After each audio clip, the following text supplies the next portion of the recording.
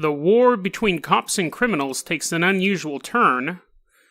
And do sex robots make good role models? Today on Dead Rabbit Radio.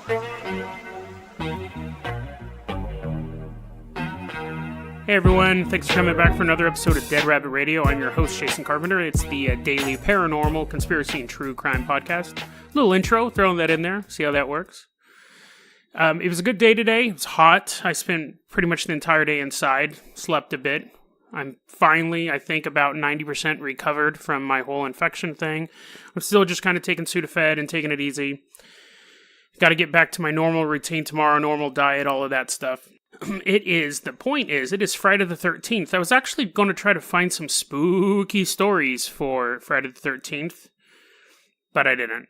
I kind of looked around. I still need to find some ghost stories that I'm not going to immediately disprove as I'm reading them. I love reading ghost stories online, but recently I've been finding a lot and they just don't really hold up to any sort of scrutiny. I mean, like basic level scrutiny. The thing with the ghost story is that someone can tell me a ghost story and I'm like, okay, that's plausible. But it's the stories, and then that's like a personal event. Like if someone says, I saw a ghost and they tell me that story, fine, that's totally legit.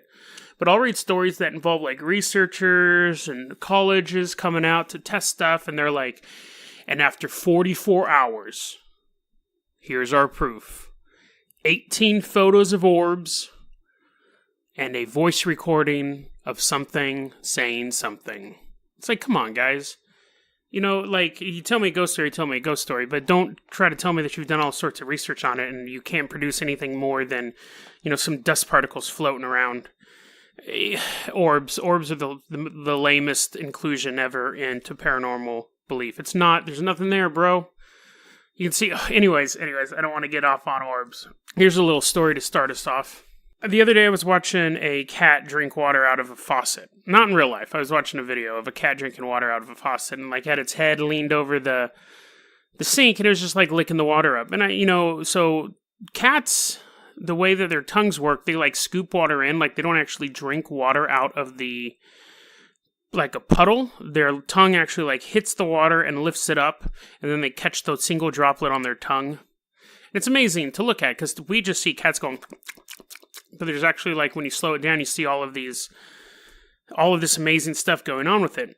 Now raccoons have little hands and they're actually adept enough that they'll wash their food. So they'll take food and they'll like put it in and they'll like wash it and like eat it and like, take their time. They kind of like kick back on their butt and eat a walnut or whatever and like watch squirrels run around in front of them. Here's my question. Do you think animals are jealous of each other? Because they're not idiots. They're not idiots. Do you think the cat is like, oh, I'm so thirsty. This is going to take so much effort. Oh, great. I get to lean my head over into this bucket and I get to go, oh, that's 1 drop. Oh, that's 2 drops. Oh, that's 3 drops. And this cat is super dehydrated. He's like, dude, I haven't drank like in a day. This is going to take me forever to just quench my thirst. 4 drops and so on. And then he looks over and he sees the raccoon like pick up a solo cup with his hands, scoop water in, and he's just like chugging it. Or like a dog who's like, oh, here's a stick. I want to make this stick into a smaller stick. Dogs are kind of stupid, but let's say that this dog goes, I'm going to make this stick into a smaller stick. So he holds it in his mouth and he takes his paw and he's like pushing on it. And that can't be comfortable. I don't care how strong your jaw is. You still got a stick in your mouth and you're like moving your head one way and you're hitting it with the paw. And then finally it breaks off and you're like, yay, I have a shorter stick. And then you look up and you see a monkey just like snapping logs, or a gorilla. Like, oh, look at this tree. I want all the branches on it. Break. Without even thinking about it. Scratching his back. Do you think animals get jealous of each other? Do you think animals that don't have hands look at animals that do have hands and go, that is lame? And here's the thing. We have done studies that there are certain species of monkeys that get jealous. We've been able to reward monkeys and do all this stuff, and we can tell that certain animals get jealous. But do animals in general get jealous? Does a lion look at a cheetah and be like, oh, I wish I was that fast? And the cheetah looks at the lion and goes, man, I wish I had such great hair. It's interesting. My answer is I think they might. I think there might be some sort of innate Well, here's an interesting thing, and this actually plays into the idea. This is one of those thoughts that have always kind of creeped me out. I have some interesting theories about reality and stuff like that, and it's a little hard to explain in a podcast. It comes across as probably not that well thought out, but what I think is interesting, so I think reality is what you make of it. Reality is what you see of it. It's, my reality is different than your reality, and so on and so forth. And here's the interesting part of that. And so you can always take it to the nth level. We've done studies where we've taken cats and we've put electrodes in their brains. And when cats look at humans, how they perceive us is they perceive us as giant cats. They see us as huge cats. They don't see us as evolved apes.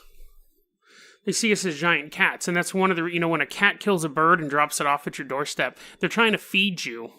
That's how a cat treats a kitten. They'll kill an animal and give it to the kitten to train the animal how to kill and hunt for its own food. It's almost like an insult when a cat leaves a dead animal at your doorstep.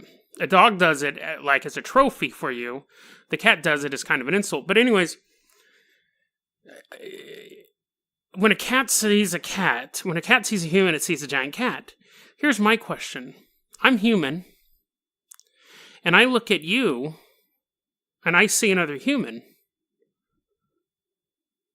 But when the cat looks at me, I'm another cat. That's not true. I'm not really a cat. So what if when I look at you, you're not really human? That's just how my eyes are perceiving you. They're putting you in a human form. But because I'm a human and I'm looking at something else that's on my spiritual or reality-based level, I view you as a human, but you're really not a human. And I'm not saying you're a synth or a cyborg or something like that, but what if that, in my reality,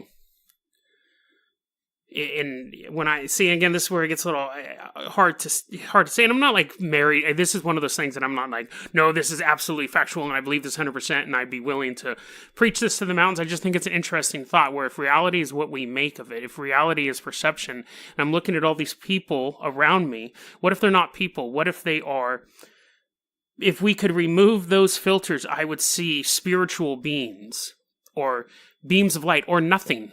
And I'm alone on this huge grid. And my brain's just constantly updating information to make it feel like the world is real. If a cat sees a human and sees a cat, that does not mean that human is a cat. If I look at a human and see a human, does that necessarily mean that that's another human in front of me? That's a little philosophical question from a man who has a podcast and is sweating profusely, even though it's only 88 degrees out.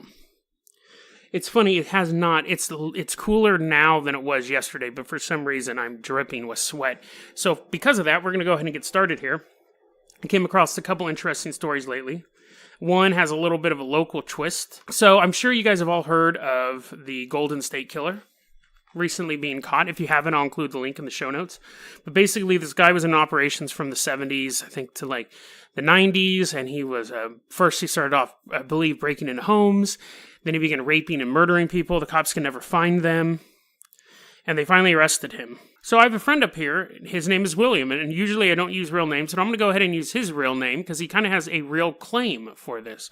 So what happened was, he's been following, He's a smart guy, and he gets kind of involved in certain, back, I think 20 years ago or so, he got involved in a true crime case. It's kind of a funny story. Maybe someday I'll have him on the show to talk about it, but he started following this true crime case, and he's just smart as far as like looking at clues and puzzles. And I've asked him, why doesn't he go more into like investigation side? And he's like, well, I'm not a huge fan of true crime. Just every so often a case pops up and I'll look into it and I'll be interested. And he kind of thought that guy that he was looking at, and I don't remember the name, unfortunately, but he thought that guy may have been the Golden State Killer. And so what happened was he ended up, he was contacting, I believe, members of the FBI, Sacramento FBI, which is funny because I used to drive by the FBI building all the time. It's next to American River College in Sacramento. But anyways, he contacted them, and one of the pieces of advice he gave, and I think he might have even found the lead investigator on the case with the police department, but he said, he emails them and says, you know what you guys should do? you should look at the genealogical websites.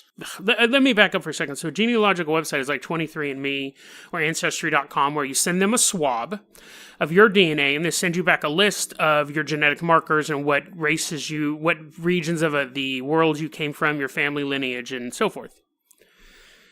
Now, and then that's private information. You send it to them, they send it back to you, that's private. You can then upload that information onto their website so other people can try to find family connections. Once you upload it to the website, it is public domain. And my friend William said, why don't you look at that website to see if you can find, because they had the Golden State Killer's DNA from crime scenes. They go, you may not be able to find him, but you may be able to find one of his relatives who have taken one of these tests and uploaded it to the genealogical website. And then that will narrow down the search. So he sent that to them. And then about 2 months later, they caught him. They caught the Golden State Killer using a genealogical website. They found, I think, his brother or a cousin or something like that, and they were able to trace him back. He was an ex-cop. Disgusting man. Disgusting man. I think he was in his 70s or whatnot. So he's caught. And my friend is like, I've asked, like, he's tried to kind of get clarification of whether or not he helped in the case, and he hasn't gotten any clarification. Here's the thing. The cops are never going to admit if some rando sent them an email and they all of a sudden goes, hey, let's try that out. And I told him, I said, dude, it's very possible that you played a part in catching this guy. I would just walk away with that. I would say, this is my story. I sent this off a couple months later. I don't need an official response from the police. But then he goes, well, there's also a reward. And I go, okay, well then, yeah, I would want an official response from the police, but that's also probably why they're not going to officially name you. And he's putting his bid in for the reward, so good luck to him. Hopefully he'll get it. If you're listening to this podcast and you have any sway in the Federal Bureau of Investigation, I wonder if any FBI agents listen to the show, or CIA agents or anything like that. I think they'd be fairly interested in the topic. I'm sure I've popped up on some watch lists as I'm searching for some of these topics. So if you are, I hope you're having a good time. Hope you're enjoying the show. And if you know anybody, try to help my buddy out. So anyways, so they've done that. And the story, though, that I really wanted to talk about was in Washington, so across the river. This is crazy. So back in the 80s, okay, a 12-year-old girl is murdered, Michelle Walsh. And then about 5 months later, a 13-year-old girl named Jennifer Bastian was also killed. And the cops are like, okay, great. We have a serial killer killing these young girls. Tragic. And based on the DNA samples they found at the time, it was actually 2 different people. So they're thinking, well, maybe it's like a murdering pair of people. Maybe they're completely unrelated, but that's weird because they actually were relatively in the area. Oh, yeah. So what happens is now we're going to go ahead 32 years later. And they caught them by saying, hey, why don't we see if any of these idiots, I'm trying not to cuss, and I want to use really harsh language for them, but why won't these idiots, maybe one of their relatives uploaded their information to a genealogical database, and guess what? Both of them did. There were 2 totally unrelated murders. These 2 guys did not know each other. They both decided to kill a teenage girl. And now they're caught. Now they're in jail. The one guy is 66 and the other guy is 60. So, insane. And, I don't know. It would be weird if that was the only one that they did. If they did it once and just like, well, that's done. That fetish is over with, or what. But so I'm glad that they're locked up. And I'm glad the Golden State Killer is locked up. Here's my thing. Are the cops playing fair? See, there's always been police and criminals. I've always been the opposing sides, like the Bloods and the Crips, like the Nazis and the Doughboys. Wait, no, the Doughboys were World War I. Like the Nazis and the GIs. Like the Japanese and the Chinese. Like, they're 2 opposing forces. The criminals do something, the police react to it. And there's like a set of rules that have been set up. Is this fair? Now I know what you're thinking, Jason. I mean, of course, I'm Jason. Now, I know what you're thinking. Jason, why do you care how they catch these guys? Well, yeah, I don't, like, I'm glad these guys are caught. But let's say that I go into a crime, like I'm a hitman, and I'm taking out my targets, and I'm super, super careful about what I do, and then my dopey brother sends his DNA to a Ancestry.com thing, and they find him, and he goes like, "Oh, right, I'm half Belgian. People from..." Anyways, he's half that. And then finally the cops are like, "Oh, this is the guy who's murdered like 15 high-profile politicians." And now I'm caught because my brother wanted to know how much Swiss he had in him. Is that fair? Is that part of the rules? Is that, and to be fair, yes, it is. It's completely fair. These people deserve to go to jail. I get it. It's fascinating, though, because, and I've talked about that book, it wasn't the history of crime, it's the Mammoth Book of True Crime by Colin Wilson. And I'll post that in the links again, because again, it's one of my favorite books. And he talks about the history of crime and the history of crime detection. If you were committing crimes in the 1600s, you didn't worry about fingerprints. And then all of a sudden they started fingerprinting, and then you were caught up in that, so you had to start wearing gloves. And then the same thing, originally it wasn't DNA, it was blood type. And then it became DNA. And now it's not only your DNA, it's your relative's DNA. Facial recognition technology. What's next? If I'm a criminal now, and I'm committing some high-profile crimes that the police are going to put massive resources towards, what do I have to worry about 30 years from now? Where is the crime detection software going to be 30 years from now? Because, we never thought about DNA before, I think it was like the 50s. Well, DNA crime detection was, I think, started in the 80s, but maybe a little bit later. But so what's coming up next? Will they be able to put neural transmitters into people's brains and read the information from like a victim's brain? Or will they be able to, it's like a DVR? Who knows? That may sound fantastical, but who knows? Because all the other crime techniques, and it's amazing, fingerprints, there's only like so many different basic types of fingerprints. So when you found a fingerprint at a crime scene, you had to have some guy in jolly old England in Scotland Yard. They'd have a stack of fingerprints that were like oval-shaped fingerprints and a stack of fingerprints that were this type of shape, like a basic shape. And you would have to flip through cards of every criminal. If the crime scene had an oval-shaped fingerprint, you'd break out the oval box and you would look through every single card and hold it up to the picture. Now that's all done in a database. Fascinating. I've actually thought about writing a story about a murder that takes place on a space station. So all of our crime scene techniques, all of our crime fighting techniques are useless. There's no blood splatter because everything's in zero gravity. There's no DNA because everyone's in a suit. No ballistics. The gunpowder would be everywhere. Whatever weapon was used, the laser cutter. A laser cutter would be even better because we'd have no basic forensic techniques. So you'd have this space station up there, and an astronaut is killed, and we have to send a detective up into space to solve the very first murder in space. Yeah, I think that'd be an interesting idea. That's one of those ideas that I really like, that I've came up with years ago. But as a writer, I'm not talented enough to write that story now. Maybe someday. But right now, that's a little out of my experience level of what I can write. But I do think that's a fascinating story. And if I do write it, I will maybe read it on the air for you guys. Or just post a link to where you can buy it, one of the two. Now, I did come across another story, and this kind of made me laugh. Now, there's a lot of controversy going on about sex robots.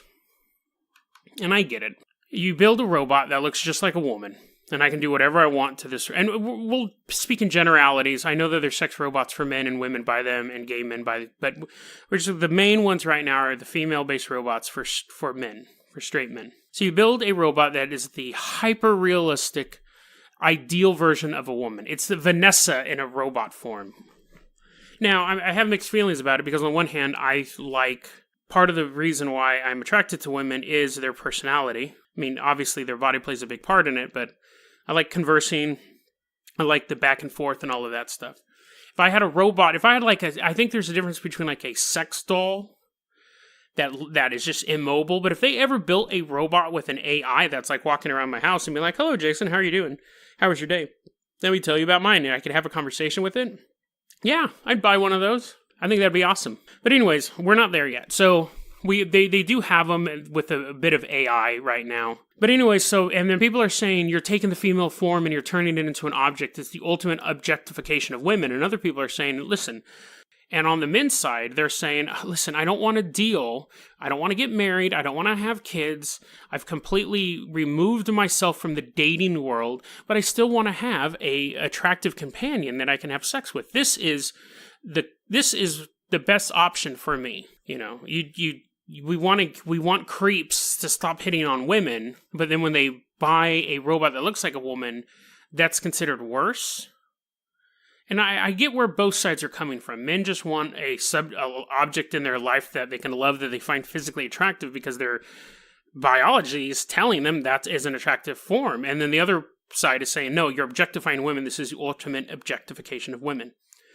And before I go any further, I'll say I really don't have a problem with sex robots. Like, I get both sides of the argument, but if I go over to someone's house and they had a sex robot there, I don't care. And like I said, if they get advanced enough, I'll have one. That being said, children sex robots? Absolutely not. Absolutely not. People may go, well, that keeps them from going out and committing real pedophilia. Yeah, and I could buy a robot and chop its arms and legs off, and that may keep me from becoming a real serial killer. But part of being a serial killer and part of being a pedophile isn't so much about the physical form, it's about the power domination. So if I have a 10-year-old looking robot, eventually I'm not going to be happy with that because it's not giving me the true power and manipulation that you can have over a child. If I just want a companion robot, an adult woman robot sitting in my living room, I can have that because part of being in a relationship isn't completely based on power. It's just companionship. Pedophilia is based on power. And I get it, virtuous pedophiles, all that stuff, blah, blah, blah. We'll do another episode about that. But childlike robots, absolutely not. I think they can have adult robots with the most exaggerated forms of what an adult woman would look like. And I find that 100 times less offensive towards women than a natural-looking 12-year-old girl robot. That's gross. That rant being said, I read this article on The Sun, and the headline is, Dirty Droids. Sex robot makers blasted over sick, family-friendly love dolls that steal husbands and scar kids. So they built these robots that you can actually, because usually the ones with AI will be like, yeah, spank me, daddy. Ooh, yeah, I love you so much. But you can actually switch them so they are less sexual. So will have quote-unquote normal conversations. And the article really focuses on a particular family where a guy he's married and he has kids, and his wife was like, yeah, sure, you can have a sex robot. I don't have a problem with that. And the robot, he'll take it into the living room and it's dressed up and it interacts with their children. The children will be like, hello, robot, and the robot will talk to them. And the article makes this guy out to be the grossest person in the world, that how dare he lets these kids interact with this sex robot. And again, he's not banging it in front of him. But this was the funniest quote. So he's married and has kids. He hasn't left his wife for this. And you already read the headline. This is the funniest quote from Dr. Kathleen Richardson. She's professor of ethics and culture of robots and AI at De Montfort University. She said, children will imitate machines if brought up by them. Are they going to sit there motionless and just spout off pre-programmed phases? Are they going to rise up against humanity and be the Queaslings of the robot revolution, shooting down humans to appease their robot overlords because their dad had an attractive woman sitting on their couch as they grew up? Next sentence, a daughter is going to grow up and think maybe this happened because mommy wasn't beautiful enough. Am I? They'll learn that women only have certain uses, and then they start to use that as a template for how they interact intimately with others. This is profoundly damaging. It's a robot sitting on the couch. Here, and this is my question with this. Let's flip this. Let's say Take the robot out of the equation. This daughter's mother is stunning, absolutely beautiful. She's perfect. Is that not by this woman's logic, is that not psychologically damaging to the kid? Oh, my mother's so beautiful, but I'm not. How will I interact with the world if I'm not as beautiful as my mom? It's ridiculous. Because humans are still more attractive than these robots. These robots are very well made. But a human woman is more attractive than one of these things, at least to me. When you see these, and you'll see these robots, I'll see pictures and I'm like, damn, that robot's hot. But you have to remember, too, that's the perfect lighting for these things. And this is a professional photographer. Because when you put these robots in a real situation, and when you look at this website, you'll see a couple different photos. When you put the robots in real situations, they look like mannequins. They lose a lot of their sex appeal when these photos are taken under natural lighting. But I just think that's so ridiculous. And again, this is almost like complaining for the sake of complaining. Children will imitate machines if brought up by them. Do children imitate a television set? Do they just sit there and make themselves as wide and flat as possible and just let other people view them for hours a day? Do people imitate shower heads or toasters? It's a robot sitting on a couch. Is it psychologically damaging to have a beautiful mom? And then that sentence, they'll learn that women only have certain uses. They have a mother in the household. There's a mother in the household who's doing normal stuff. This is an object. And the thing is like, eventually we're going to have to get used to robots eventually. I don't think the robot revolution is as close as everyone's letting on. You're going to lose your job. Robots are going to take over. I don't think it's as close as we think it is. I think it's coming, but I think, again, a lot of it is scare tactics, and we've gone over that multiple times. And I don't see this idea. I don't agree with this doctor at all, that these are going to be damaging. We actually have another doctor, Dr. Kathy Hirsch-Pasek. She's a professor of psychology at Temple University. And her quote is, "It's like the Barbie doll image, telling girls how they should look. If the culture gives you this image, what are you going to do? What a shame. As they grow up, this is what they learn about their dad." Here's my question. Let's, again, flip the switch. Let's say the parents were in a polyamorous open relationship. So the dad had another woman who was she's a good friend. She comes over, she interacts with the children as well. The woman is dating another woman, and she comes over and they interact with the kids, and they just have this open relationship. There's no way this article would be about how damaging that is to children. These professors would not come out and say that it's completely wrong. You need to have a man and a woman in the house. How are these kids going to learn to interact if people with the same sex are in the house? How is a little girl going to look at mommy with a mommy and go, how am I supposed to interact with society because I feel heterosexual? This article would never have been written. Because we look at a polyamorous relationship or a same-sex relationship and we go, okay. It's none of my business. But you throw a robot in the mix and people who automatically have a bug up their butt about sex robots go, this is damaging, this is wrong, that guy's a bad person, these kids are learning horrible things. And again, in that polyamorous relationship, what if the mom's girlfriend and the dad's girlfriend are 10s? They're Victoria's Secret models. Would that be damaging to this young girl's self-esteem? No. There would never be an article about that. Any article would say this is normal, this is celebrating this thing. Because if there was an article about that, people would go, why are you being bigoted about what people are doing in the comfort of their own homes? And the professor's like, no, her girlfriend is so hot. You don't understand how damaging that is. These little kids are going to learn that polyamory is okay. And people will be like, who cares? Why do you care? But the Sun knows that they'll get clicks. And they know this is bashing sex robots, which is an industry a lot of people don't like I was saying in the beginning. Who cares what people do in the safety of their own home? They're not hurting anybody. You have a sex robot sitting on your couch. And it's not like they may not even reference, the dad's not like, oh yeah, kids, meet Annabelle. This is the robot I bang when I'm tired of looking at your mother naked. It's just a thing they have. People hate sex robots. I remember a couple episodes back, I said that when I was talking about pornography moving the internet ahead, if it wasn't for pornography, we wouldn't have Netflix. Pornography created that demand for high-speed video streaming. Same thing with robots. Robot technology is not going to advance because of economic factors. All technology advances for one of two reasons: warfare and sex. VCRs was the main reason behind VCRs.